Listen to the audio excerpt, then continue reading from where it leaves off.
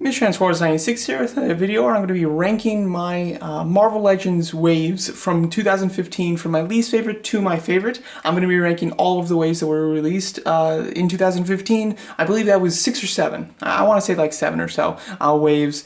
So I'm going to be ranking them from my least favorite to my favorite. I am not taking into account Build-A-Figures just because I've made a separate video ranking the Build-A-Figures, so I'm not going to deal with Build-A-Figures. This will just be purely the figures that comprise the wave themselves, and if a Build-A-Figure was great or if it was terrible, that won't affect my decision making at all. And again, this is just my personal preferences. I'm not saying what necessarily is the best, I'm saying what is my favorite, and I'm not saying necessarily what's the worst, but I'm saying what was my least favorite, basically. So just know that these are my personal opinions. Let's get started here. I did buy all of the waves of 2015, and I'm going to be ranking them. I did this for 2016, and I'll be doing this for 2014, and then after all of that, I will do a final video where I'll be ranking all of the waves from 14, 15, and 16 all together, so you can see how they all compare to each other, basically, as well. So let me know what you guys think of my thoughts here, and let's get started. In last place, aka number 6, we have the Hulkbuster Build-A-Figure wave.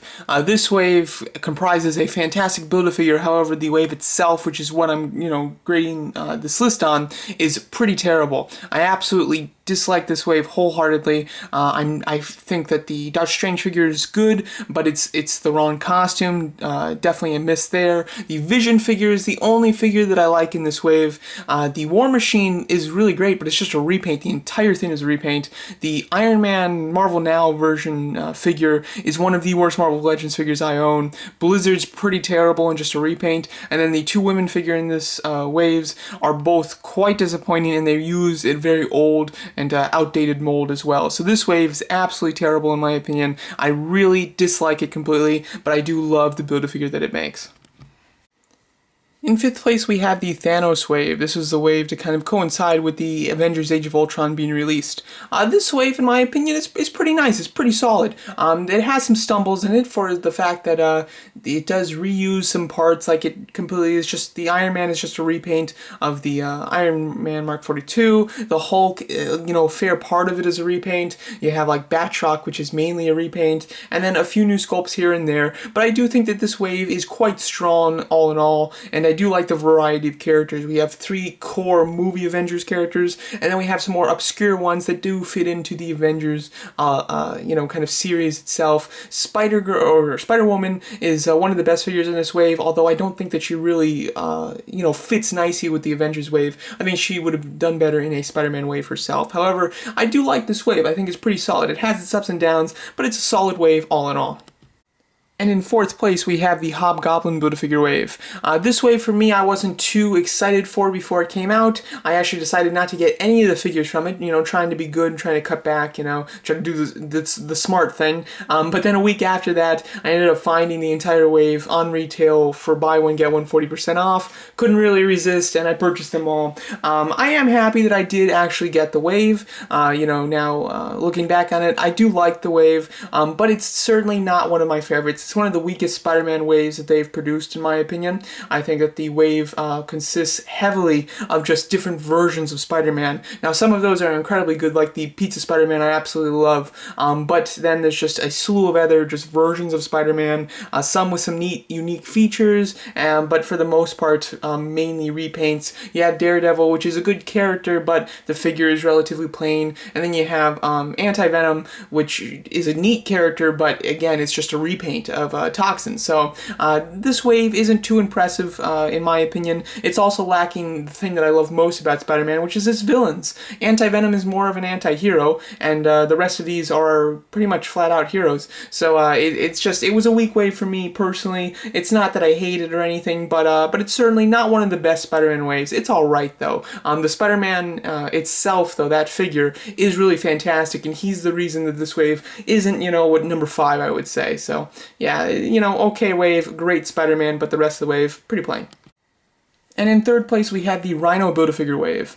This wave is one of the few waves in the past couple of years where I actually skipped some of the figures. I didn't get Misty Knight, White Tiger, I believe is her name, and Ghost Rider. Ghost Rider I kind of regret not getting nowadays. Misty Knight, I've always been waiting for a sale to get her, but just have really never found a good sale to get her on. And the rest of these I did find worthy enough to deem a purchase. And I did, of course, buy the extra Build-A-Figure pieces to complete Rhino, but I did not get this complete wave. However, the figures that I have from it, I really enjoy. I really love just about all of these figures. The main Spider-Man of this wave is quite nice. It's nothing amazing, but it is nice. However, Kraven, the Chameleon slash JJ slash Hammerhead figure, and then the Superior Venom are all fantastic in their own unique ways. They use a lot of unique parts as well, which is very different from a normal Marvel Legends waves. There's a lot of different unique parts, and then some of these figures are really special with like that Chameleon figure where it's a really nice base suited body sculpt where you can switch out the heads and do a whole bunch of fun stuff with it. Then you have the Superior Venom, which is on a really nice sculpt and uses new hands, feet, face, and then he has a whole arm tentacle assembly that's completely unique. And then you have Kraven, who's just a classic Spider-Man villain, which I love, and he has a really nice unique sculpt in some areas, but he, even on top of the sculpt that's new, he has a lot of new pieces on top of him too. So although I didn't get this complete wave, the wave itself the portion of the wave that I did purchase, I really enjoyed a lot. And second place goes to the All-Father Build-A-Figure wave.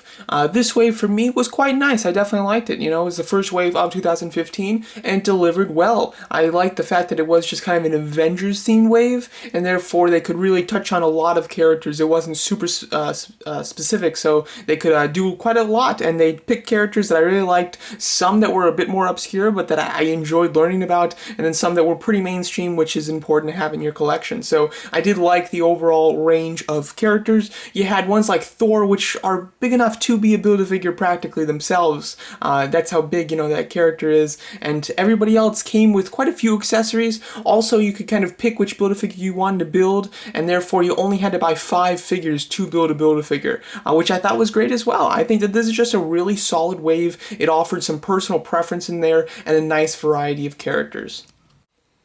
And my favorite Marvel Legends wave of 2015 has to go to the Ant-Man series. I think that this is going to be a very controversial choice. I don't think many people particularly enjoy this wave, but for me personally, I really do. One thing that I really loved about it was a nice change of pace to get an Ant-Man wave instead of the, you know, overused Captain America and Spider-Man waves that we get over and over and over. Nowadays in 2016 and now coming up in 2017, we're starting to get more variety in the waves, but up until this point, there was just a lot of Spider-Man and Captain America, so to get something completely different was great.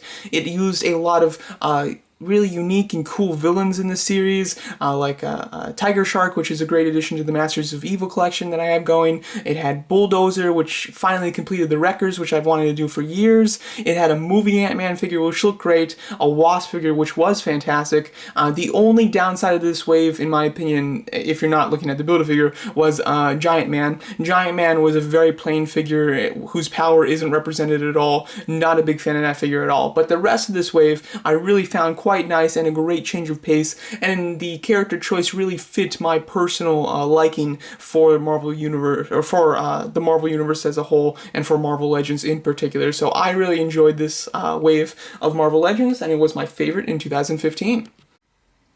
Alright, so that's my ranking of the 2015 Marvel Legends waves themselves. Please let me know what you guys think of my picks here, and let me know what your personal favorite waves or least favorite waves of 2015 were. Thanks so much for watching.